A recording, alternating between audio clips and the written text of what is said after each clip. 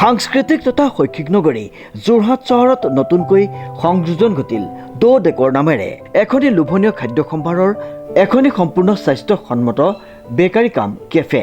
দ ডেকৰ কেফেটেৰিয়াত আপোনালোকে যোৰহাটতে থাকি ল'ব পাৰিব Italy, Israel, Switzerland, South Africa, Peru, USA আদি ঠাইৰ কেক, পেষ্ট্ৰি, কুকিজ আদি লোভনীয় খাদ্য সম্ভাৰৰ।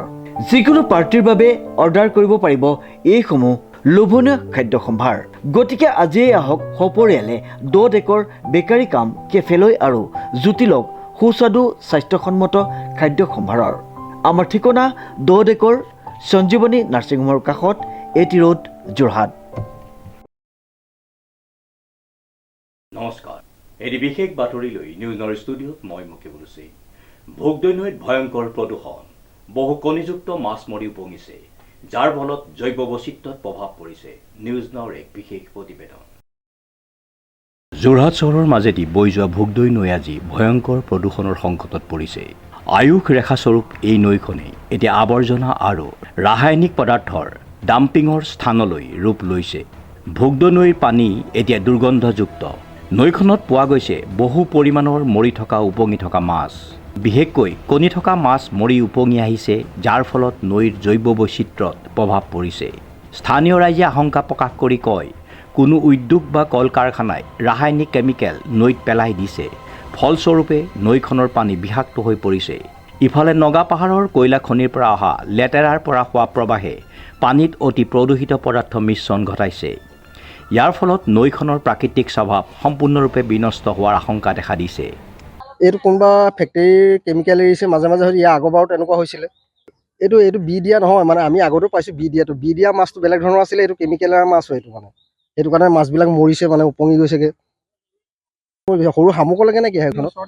মোৰ ওচৰতে সদায় দেখি থাকোঁ, মোৰ ঘৰৰ ওচৰতে কিনাৰতে। এইখিনি বেলেগ মানে কি আৰু নদীতে মই দেখি আছোঁ মাছ মৰি আহিয়ে আছে বাৰু। পানী সলনি হৈছে, আঠা হৈছে পানী। এই পানীটো দি একো কৰিব নোৱাৰি মানে। আপোনাৰতো ইয়াৰ কাহিনী ইয়াৰ পানী আমি আগতে খাইছিলোঁ বাৰু, এতিয়া নাখাওঁ আৰু। এতিয়া নদীখন লেতেৰা হৈ গ'লতো। খায় কিন্তু কিছুৱে খায় বাৰু। এতিয়া সেইটো হয় বাৰু, এইবোৰ যিটো কেমিকেল এৰিছে, এই কেমিকেলটোৰ কাৰণে মানে হেৰি এতিয়া আৰু মানে এতিয়া প্ৰশাসনৰ মানুহক কি কৰিবলৈ ক'ব আপোনালোকে? প্ৰশাসনৰ মানুহক মানে কি আৰু আমিনো কি ক'ম এতিয়া প্ৰশাসনৰ মানুহক? মানে তেখেতবিলাক আহিব লাগে, চাব লাগে। তেখেতবিলাকেতো পাইছে এই বস্তুটো বাৰু, নিউজত কোনোবাই ভিডিঅ' কৰি আহিছে, পাইছে বাৰু। পাই মেলি চাব লাগে, আহি পেলাই এনকুৱাৰী কৰিব লাগে তেখেতবিলাকে। ভোগদৈ নৈ পাৰত থকা বহু অঞ্চল এতিয়া গেলা আৱৰ্জনাৰে ভৰপূৰ। স্থানীয় চৰকাৰে এতিয়ালৈকে প্ৰয়োজনীয় ব্যৱস্থা গ্ৰহণ নকৰাৰ বাবে ৰাইজৰ ক্ষোভ বৃদ্ধি পাইছে। পৰিৱেশ প্ৰেমী আৰু স্থানীয় সংগঠনসমূহে শীঘ্ৰেই ভোগদৈ নৈ উদ্ধাৰৰ দাবী জনাইছে। এই ভয়ংকৰ পৰিস্থিতিয়ে যোৰহাটবাসীৰ মাজত উদ্বেগ আৰু অসন্তোষৰ সৃষ্টি কৰিছে। নৈখনক পুনৰ জীৱন দিবলৈ চৰকাৰ আৰু স্থানীয় প্ৰশাসনে তৎপৰতাৰে ব্যৱস্থা লোৱাটো সময়ৰ দাবী। মাছখিনি দেখিও আমাৰ বেয়া লাগিছে। আমিতো নৈ কিনাৰত থকাই বাসিন্দা হয়। আমি মাছ এইফালৰ পৰা আগৰ পৰা উটি অহাহে দেখিছোঁ, আৰু মাছখিনি মানে একদম ক'ব নোৱাৰা হৈ গৈছে। এনেকুৱা মাছ মৰিছে, ডিম থকা মাছ। এতিয়া আমাৰে দেখি বেয়া লাগিছে। আমি কি কৰিম? আমিতো নৈ কিনাৰত থকা মানুহে। আমি উটি অহা দেখিছোঁ পানীখিনি এনেকুৱা ক'ৰবাত মানে হেৰি কালি পৰহি বেছি আহিছিলে। পৰহি দিনাখনৰ পৰা বেছি আহিছে।